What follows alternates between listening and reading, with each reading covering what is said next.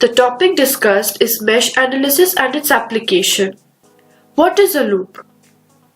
A loop is any closed path in a circuit. A loop is a closed path formed by starting at a node, passing through a set of nodes and returning to the starting node without passing through any node more than once. Now let's see what a mesh is. A mesh is a closed path in a circuit with no other paths inside it. In other words, a loop with no other loops inside it.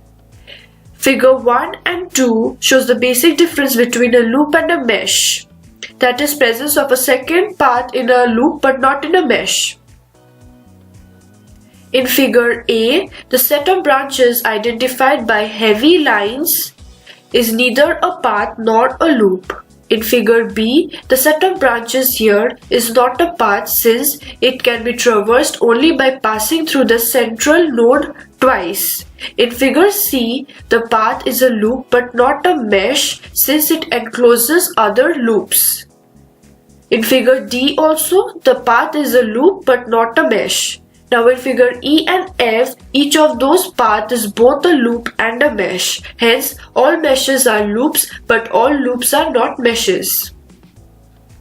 Mesh analysis applies the Kirchhoff's voltage law (KVL) to determine the unknown currents in a given circuit. Mesh analysis is also called as mesh current method. After finding the mesh currents using KVL, voltages in a given circuit can be determined using Ohm's law. The first figure is a planar circuit because it has no crossing wires and can be drawn on a plane surface easily. The second network is non-planar. As we can see, it has a point of crossing of two wires. The third figure is also a planar circuit, although it looks like non-planar at first glance. Crossed wires without a solid dot are not in physical contact with each other, hence third figure does not have crossing of wires. In this example, the figure A can be redrawn by mentioning the mesh currents in clockwise direction. Left hand mesh is mesh 1 and right hand mesh is mesh 2. Considering the previous diagram, for the left hand mesh, the KVL equation is minus 42 plus 6 I1 plus 3 I1 minus I2 equals to 0, and that for right hand mesh is 3 I2 minus I1 plus 4 I2 minus 10 equals to 0. I1 and I2 are the mesh currents of mesh 1 and mesh 2 respectively. Solving equations 1 and 2 by using elimination of variables or matrix method or Cramer's rule, we can find the current in each branch of the circuit.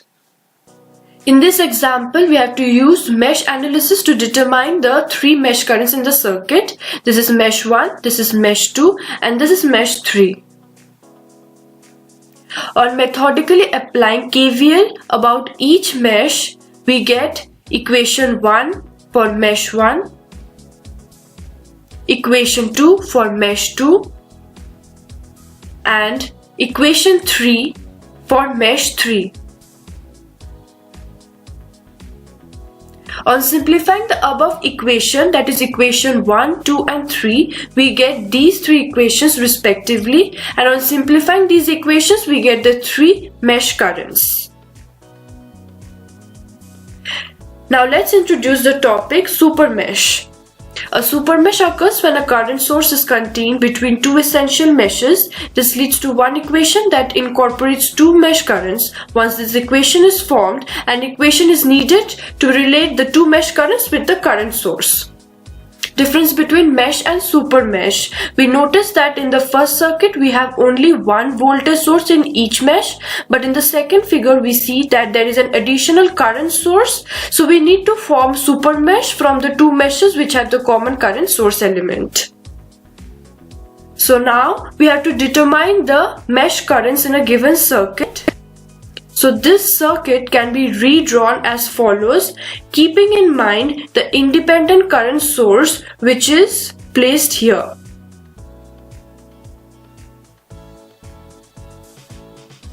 So this is mesh 1, This is mesh 2 and this is mesh 3. We can see that there is 7 ampere independent source common to mesh 1 and 3, which leads us to create a super mesh whose interior is that of mesh 1 and 3 as shown. On applying KVL about the super mesh, we have equation 1.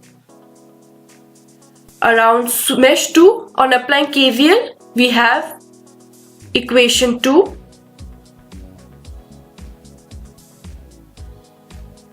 Now finally, the independent current source is related to the mesh currents by equation 3, and on solving equation 1, 2 and 3, we get the 3 mesh currents and the problem is solved.